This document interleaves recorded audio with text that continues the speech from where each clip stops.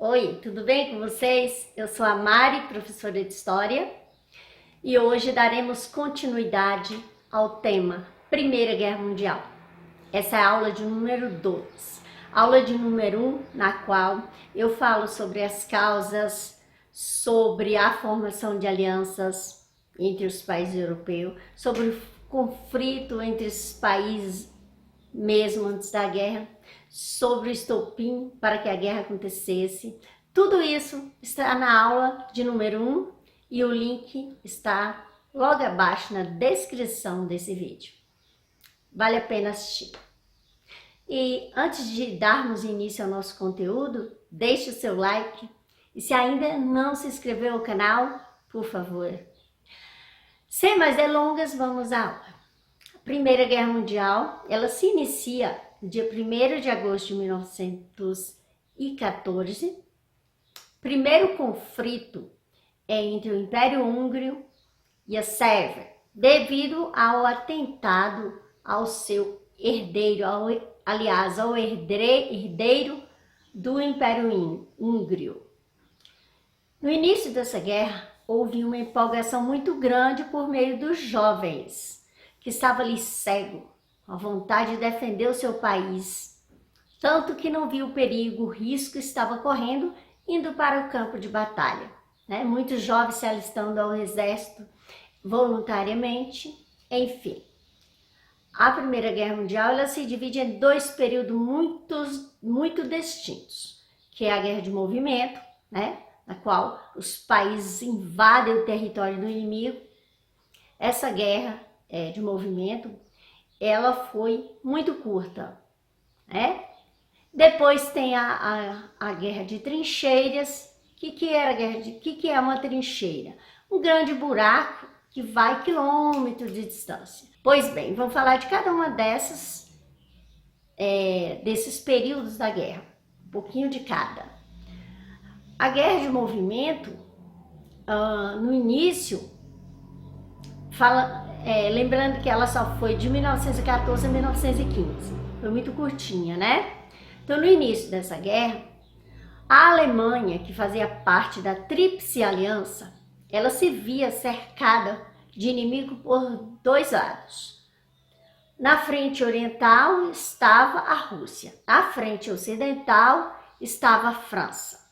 Então, com medo de ser atacada a qualquer momento pelos dois países, o general alemão, ele cria uma estratégia. Primeiro eles iriam invadir a França, conquistar todo o território, depois voltariam e em seguida invadiria a Rússia, onde conquistava também o território russo. Porém, essa estratégia caiu por terra, porque eles foram detidos pelos franceses. E aí essa guerra dá lugar à Guerra de Trincheiras. A Guerra de Trincheiras, como eu falei, as trincheiras era grande buraco, muito profundo, de soldados ficavam ali. E a vida desses soldados nessas trincheiras não era nada fácil. Eles viviam a meio de ratos, baratas e outros insetos, E chovia muito, às vezes eles ficavam com lama até a cintura, dando lugar para fungos, bactérias que corroíam o seu corpo.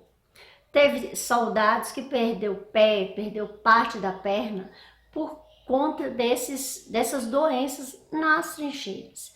Sem falar da alimentação que era precária, a água apodrecia e esses soldados ficavam ali a meio de corpos, já se desmanchando, porque os soldados morriam e demorava para as pessoas virem retirar aqueles corpos ali.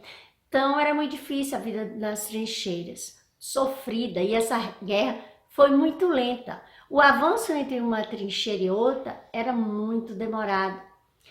Até, galera, ali entre uma trincheira e outra, aquela região ali era chamada Terra de Ninguém, porque ninguém se atrevia a passar por ali, Ia certamente morrer. Então, essa guerra de trincheiras, ela durou de 1915 a 1918, tá? Durante essa guerra, a tecnologia foi de grande valor, tá? Vamos começar falando aí da metralhadora, que matava com eficácia. Tínhamos aí os tanques de guerra, que eram aqueles grandes carros blindados, onde os soldados ficavam lá dentro e também atingiam o inimigo com certa distância, né? Era muito eficaz. E os aviões, que foi pela primeira vez utilizado como arma de guerra, né? Tivemos aí os submarinos, que era utilizado para afundar os navios do inimigo, tanto os navios que vinham trazendo soldados, quanto os navios que iam levando alimentos para os soldados, né, no campo de batalha, e também para os países em questão. Em 1917 foi um ano decisivo para a Primeira Guerra Mundial. Por quê? Acontecem dois fatos muito importantes. Um deles é que a Rússia se retira da guerra por conta de uma revolução socialista que está acontecendo lá no seu país. Então, a França, né, por conta que estava havendo muito investimento nessa guerra, e o território russo estava com muitas pessoas morrendo de fome, a necessidade era muito grande. Então, a Rússia entra em acordo com a Alemanha, né? Dando ali parte da sua fronteira para a Alemanha, e trocando de acordo, nessa troca de acordo, ela se retira da guerra. A Alemanha, que fazia parte da Tríplice Aliança, tá? Então, com esse acordo entre a Rússia e os alemãos aí, dando parte do território ali na sua fronteira, os russos saem da guerra, né? E a Tríplice Aliança, a Tríplice Entente, considera essa saída uma traição. Aí depois vem outro fato importantíssimo também, a entrada dos Estados Unidos na guerra. Estados Unidos entra do lado da Tríplice Entente, fortalecendo aí esse grupo, porque os soldados dos Estados Unidos, eles estavam descansados, porque esse território não foi invadido. Eles entraram na guerra para ajudar aí, por conta que os navios dos Estados Unidos foram afundados, e aí teve esse tipo de problema, e ele entra na guerra ao lado da Tríplice Entente, porque eles já tinham uma certa aliança ali. Eles abasteciam aquele grupo com armamento, com munição, e ainda abastecia os países em questão, né? Mais tarde, em 1918, os soldados alemães começam ali a desistir da luta, né? A vida ali não estava fácil, muita gente morta, muita gente machucada, muitos soldados, assim dizendo.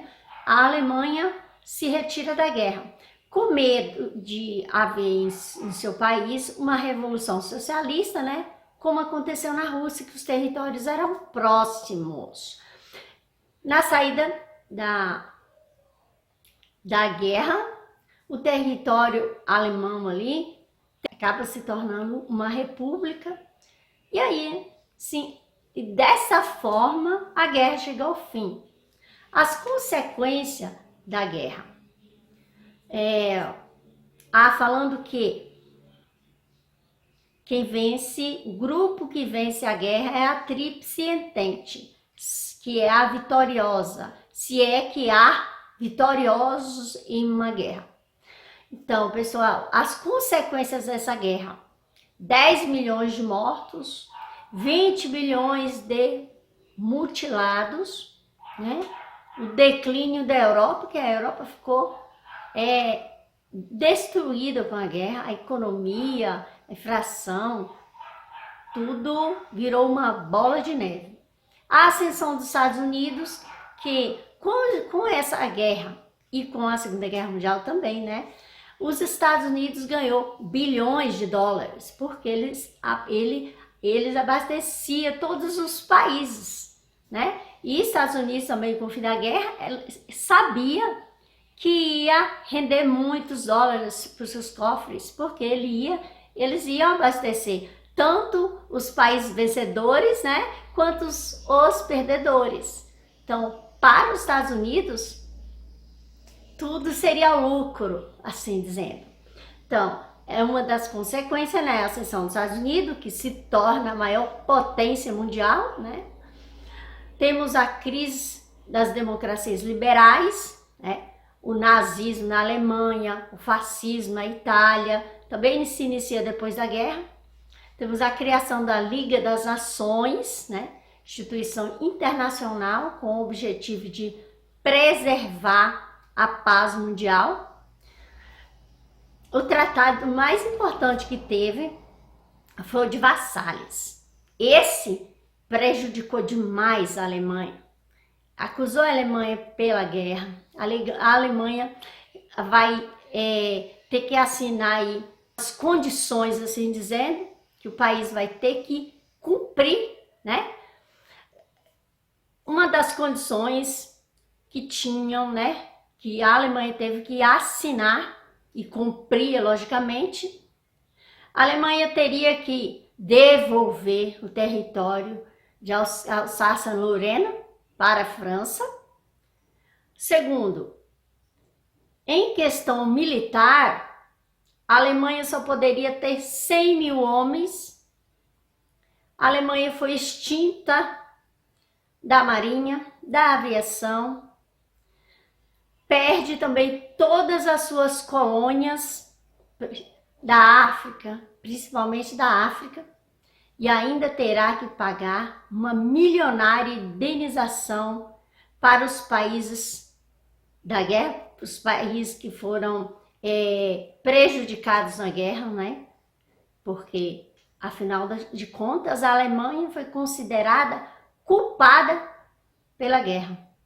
Então, assim é o fim da guerra, né? Com a vitória da Tríplice Entente e a destruição de vários países a pessoas. A participação do Brasil na Primeira Guerra Mundial, sim, houve. O Brasil mandou vários grupos de médicos, soldados fortemente armados. Então, o Brasil teve uma certa participação na Primeira Guerra Mundial. E a gente fica por aqui. Por hoje é só.